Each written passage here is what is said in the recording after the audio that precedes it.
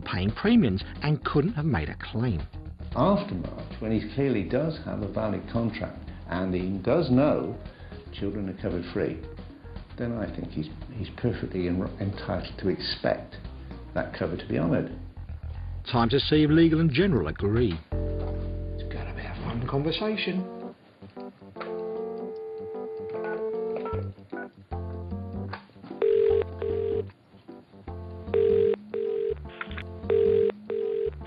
Good afternoon, Alison Bocott.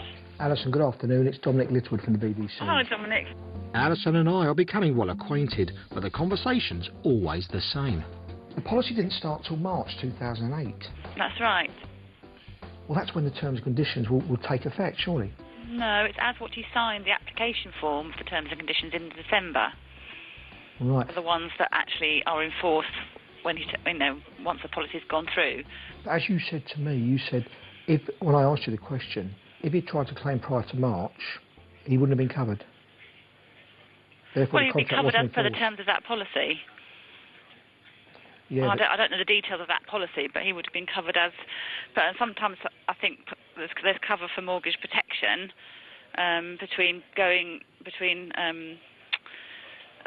what's the term? Don't worry, Alison. I've got a term for you. Under contract law, and we are talking about the law here, his contract didn't start till March. Therefore, he should be covered by all the terms and conditions that were in place in March. And unfortunately, I can't see what you're saying to me. I can't see that as being accurate. It's time to step this up a gear. I would like you to take it a stage further and speak to Of course, we've got a legal team here. I'm more than happy to do that. I'll get an email over to you this afternoon. It'll be fairly soon. Yeah. And obviously, if you can try and sort of give it some sort of sense of urgency, I'd appreciate that. Of course, yeah, no problem at all. That'd be great. I'll speak to someone in the meantime and see who's best supposed to do that. Thank you, Alison. Bye-bye. Right, his contract started in March. I just told her that, and she's saying, no, it's terms and conditions go back to December. That's not the case. Now, she's not a lawyer, in fairness to her, so I've just said to her, I'm going to get you an email. I'm going to tell you exactly what I'm telling you here about contract law. Go and speak to your big cheeses there, because I don't think they've got an argument here. And this will be a really, really interesting next 24 hours. Email off, phone calls in, bish, bash, bosh. Let's get the job done. Coming up, will Legal and General pay out? Come on, ring.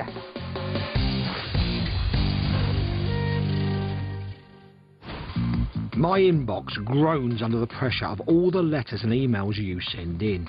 Now, unfortunately, I can't help all of you, but if you do as I do, you won't get done. On today's agenda, utility bills. If you went up to your cashier in your local supermarket to pay for your groceries and he said, I estimate that's about £4, you wouldn't pay it, would you? You'd say, no, hang on a second, tell me exactly how much it is. Well, the same principle should apply with your utility bills, like gas and electricity. But too many of us just pay the estimated bill, and when the exact one comes in further down the line, it can come as a bit of a nasty shock. Just ask the members of Ottershaw Social Club in Surrey. The club has been at the heart of this community for 126 years and has over 1,000 dedicated members. But the club's very existence is under threat, and all because of one electricity bill. The problem goes back to 2005, when the club switched to a new electricity supplier. We started getting estimated bills from the very start. The club paid a monthly direct debit to the electricity firm, and once every quarter they got an estimated bill. It seems the electricity supplier did call round to read the meter over the years, but they couldn't get access to it, so they carried on estimating. Then in March 2010, Ray noticed a change in electricity rates, so he contacted their supplier and gave them a meter reading. No estimates. This was the real thing. The exact amount of electricity that had been used, and what followed gave Ray the fright of his life.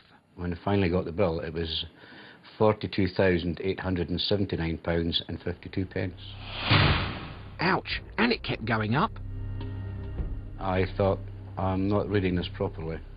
So I read it another twice, was shocked and stunned, and couldn't believe it. And now he had to break the news to the club secretary, Linda Rich. Ray actually came to the committee meeting and informed us all that we'd had this enormous bill. Well, I mean, the whole committee were absolutely shocked, as you can imagine. I mean, we obviously don't have that kind of money. But Ottershaw Community Club weren't just going to pay up and look cheerful. Oh no, they wanted to know what was going on and why they were facing such a hefty bill.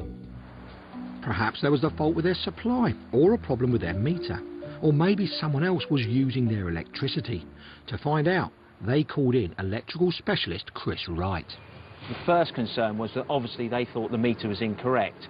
So the first thing we had to check was this is the origin of supply, so we need to prove, is this meter correct or isn't it correct? The club held their breath. The right result here and all their troubles would be over. But it was bad news. The meter was correct, so was the supply, and no one else was using their power. They were baffled. Could they have been using a lot more electricity than they thought? The actual amount that we've been using didn't appear to be any more than we'd been using over the prior 10 years. So the usage was correct, and unfortunately, so was the bill. The club had unwittingly used over £44,000 worth of electricity in 5 years. But because they'd only been given estimates, they had no idea of the true cost. Until now. It's been a harsh lesson to learn, and the club is now fighting to survive. But Linda hasn't given up, and she's taken a leaf out of my book. I've actually now arranged a payment plan. I've managed to get, I think, probably about 25% knocked off the bill. But because they've given us a big reduction, we're going to actually have to pay it within 3 months. And that is £32,000 within 3 months. But they are a determined bunch. The only thing we can do now to try and make more money for the club is just to put on more functions, have more entertainments. I think one of the bigger fundraisers, if you like, is private parties. It's a shame for the members in a way because they are confined to one end of the club, but they understand, and we've just got to try and bring the finances of the club back into line. If only they hadn't relied on the estimates. Now remember, utility suppliers are legally obliged to make reasonable attempts to read your meter at least once every 2 years. But they do need access. If they don't have it, the onus is back on you. If you want to avoid an electricity bill shocker, follow this straightforward advice. Firstly, read your meter.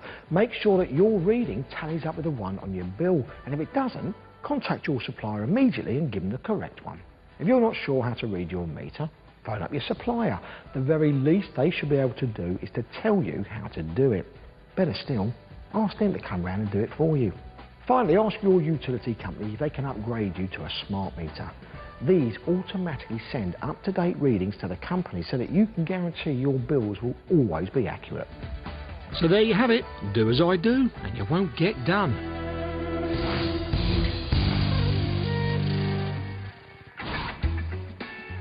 I'm locked in a head-to-head with insurance company Legal & General over an unpaid critical illness policy.